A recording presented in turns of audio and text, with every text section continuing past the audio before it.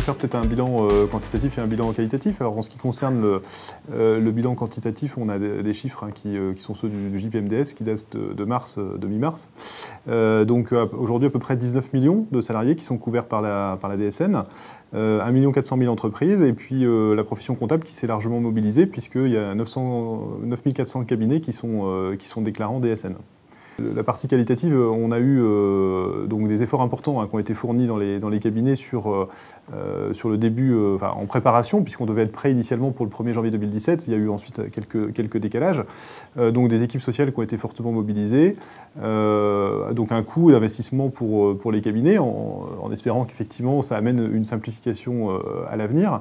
Et puis, je dirais, un bilan mitigé, parce que ça fonctionne très bien avec certains organismes, dont les URSSAF et puis les régimes de retraite Agir Carco. Et par contre un peu plus mitigé avec d'autres organismes qui étaient censés être prêts pour le 1er janvier, qui malgré les décalages, certains sont toujours pas prêts aujourd'hui. Et donc, bon voilà, ça effectivement, ça nous oblige nous à gérer parfois des doubles flux, donc des flux DSN et des flux DUX, qui génèrent des surcroîts de travail. Et puis voilà, donc il y a encore, je dirais, on est encore dans une gestion de période intermédiaire aujourd'hui.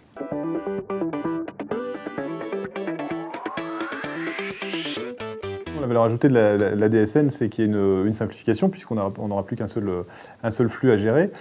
C'est aussi un élément de modernisation, je pense, dans le processus déclaratif. Et puis, c'est aussi un élément d'infrastructure sur lequel on peut appuyer d'autres éléments déclaratifs. Alors, je pense notamment au prélèvement à la source.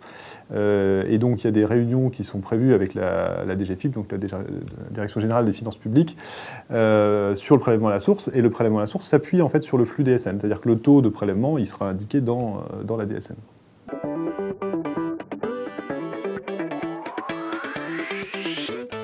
L'accompagnement de l'URSSAF, c'est-à-dire qu'on a des échanges réguliers, on a effectivement des correspondants au sein de l'URSSAF, sur lesquels on peut avoir les informations, on va dire, y compris sur la partie système d'information, qui est un peu la tuyauterie, mais c'est des éléments vraiment qui sont stratégiques pour les cabinets.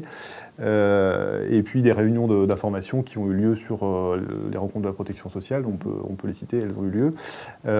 Donc voilà, des échanges d'informations. Le partenariat avec l'URSSAF, il a été... je pense qu'aujourd'hui il fonctionne, c'est déjà un premier point, et puis je suis très content qu'on ait l'occasion de s'exprimer dans le cadre de votre convention. Il a été acté dans une convention, mais qui date un peu, puisqu'elle date de 2008, donc je pense qu'on pourrait imaginer de la moderniser aussi et de la réactualiser, cette convention. La convention, ce qu'elle définissait à l'époque, c'était effectivement des échanges d'informations, faciliter la dématérialisation, donc là on est en plein dedans sur le sujet de la DSN, d'avoir des contacts privilégiés avec l'URSSAF. Et puis, bon, c'est vrai que la pratique fait qu'il y a d'autres choses qui sont venues s'adjoindre, en fait. Donc, on peut parler de sécurisation juridique, par exemple. Il y aurait peut-être des sujets aussi à préciser sur le contrôle. Ça peut faire des sujets dont on parle.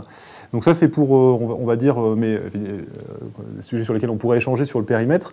Et puis, il y a un deuxième sujet qui est le fait de l'étendre géographiquement, puisque cette convention, elle a été signée avec la Haute-Normandie. Aujourd'hui, on parle de régionalisation. Donc, je pense que tout le monde se mette à l'échelle. Et je pense que ce serait utile, d'ailleurs les correspondants DSN, prélèvement à la source, on avait la Haute et la Basse Normandie dans les réunions d'information, donc ce serait logique qu'on puisse également l'étendre à l'ex-Basse Normandie pour qu'on ait une convention normande.